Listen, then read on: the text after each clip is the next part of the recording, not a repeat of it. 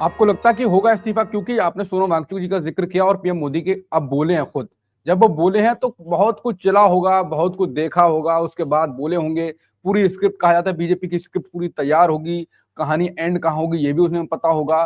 तो आपको क्या लगता है, इस्तीफा होगा या कुछ और समाधान, बीच का रास्ता?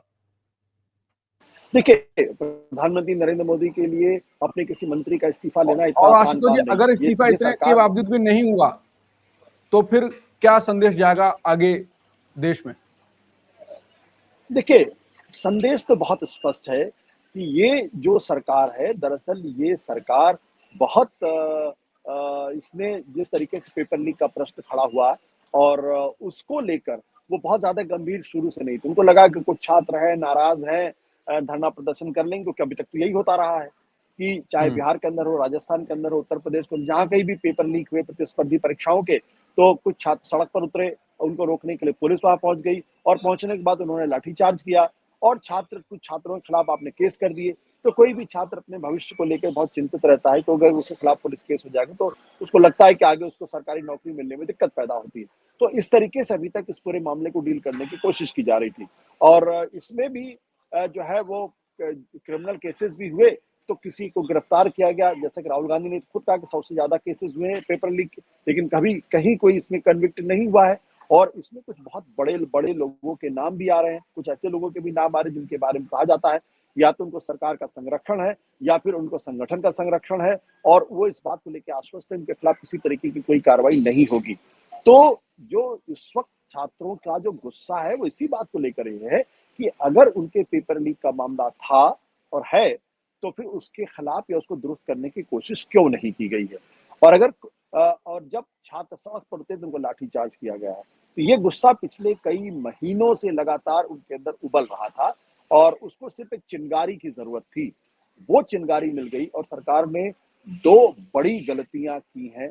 पहली बड़ी गलती तो ये थी जो उन्होंने अभिजीत दिपके को उन्होंने समझा होगा कि एक लड़का वहां से आया है और उसके बाद हम उसको थोड़ा धरना प्रदर्शन की इजाजत दे देंगे, गुब्बारे में से थोड़ी हवा निकल जाएगी और फिर ये लोग वापस चले जाएंगे। तो सबसे पहली गलती तो उन्होंने ये की जो उसको अनशन की इजाजत दे दी। दूसरी बड़ी गलती उन्होंने की कि सोनम वांगचुक को उन्होंने जंतर मंतर से उठाने का प्रयास किया और उठा लिया। तो दोनों ही ऐसे मामले थे, अब उसका कोई निराकरण नहीं हो सकता है। इसलिए मुझे लगता है कि सरकार बुरी तरीके से फंसी हुई है और सरकार के लिए ये बहुत बड़ी मुश्किल है। 12 साल के अंदर अगर मैं कहूं कि अब तक की सबसे बड़ी मुश्किल सरकार उससे झेल रही है, जिस पर पूरा विपक्ष अब सरकार के खिलाफ खड़ा हो गया है। राहुल गांधी ने इसको एक राजनीतिक मुद्दा भी बना दिया है। लोग बार बार कहते हैं हम्म। कि राहुल गांधी मंच पर नहीं जाना चाहिए, राहुल गांधी के करने का। मेरा कहना है कि देखिए, राजनीति तो हर चीज की होती है। भारतीय जनता पार्टी कहती है राम मंदिर में चोरी हो, बोले राजनीति मत करिए। जब किसी लड़की के साथ या किसी महिला के साथ बलात्कार का मामला, तो उसके साथ आप राजनीति मत करिए। तो आप किस बात पे राजनीति करें? ये जो बीजेपी का तर्क है राजनीति मत करिए, राजनीति मत करिए, जो सबसे ज्यादा राजनीति करते हैं विपक्ष में रहते हुए, सबसे ज्यादा हर हर सीमा पार कर दी राजनीति करने की, अब वो दूसरों को सलाह देते हैं। और जो और दूसरी कोशिश की हो रही है कि प्रधानमंत्री नरेंद्र मोदी जी बहुत संवेदनशील है, बहुत संवेदनशील है छात्रों के मुद्दों। अरे आप इतने ही अगर संवेदनशील होते या इतने ही संवेदनशील अगर आप हैं, तो आप परीक्षा पे चर्चा करने के लिए आपके पास वक्त होता है, मन की बात कहने के लिए आपके पास वक्त होता है। लेकिन जब वाकई में छात्रों पे अत्याचार हो रहा था, तब आपके पास वक्त नहीं था। जब पेपर लीक हो रहा था, उसको दुरुस्त करने के लिए आपके पास वक्त नहीं था।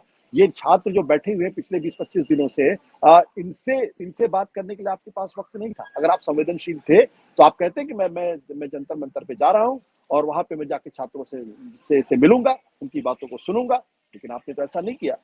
और किस तरीके का अत्याचार हुआ? क्या ये सिर्फ पुलिस ने किया है?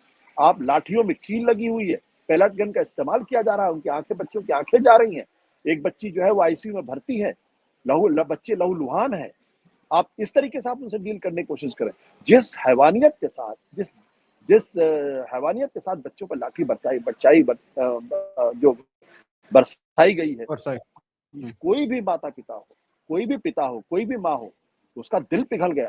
न केवल पिघला बल्कि दिल हिल गया, डर गई वो, परिवार वाले डर गए, उनका खून खोलने लगा कि आप देश के बच्चों के साथ जो बिल्कुल हिंसात्मक तरीके से अपना काम कर रहे हैं, आप उन पर इस तरीके से व्यवहार करेंगे। तो इसलिए अब प्रधानमंत्री जी के बारे में बीजेपी के कई नेता कह रहे हैं, बयाने दे रहे हैं, प्रधानमंत्री जी बहुत संवेदनशील है, बहुत संवेदनशील है। अरे अगर आप संवेदनशील होते तो पहले पेपर लीक नहीं होता।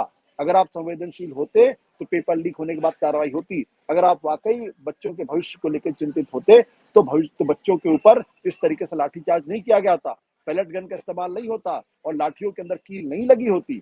मैं मानने को तैयार नहीं हूं कि ये किसी पुलिस वाले की गलती है।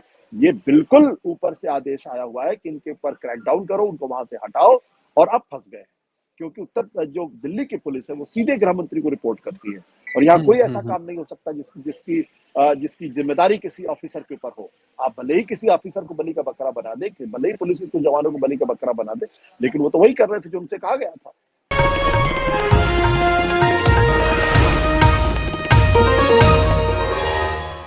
Copyright disclaimer under Section 107 of the Copyright Act 1976. Allowance is made for fair use for purposes such as criticism, comment, news reporting, scholarship, and research.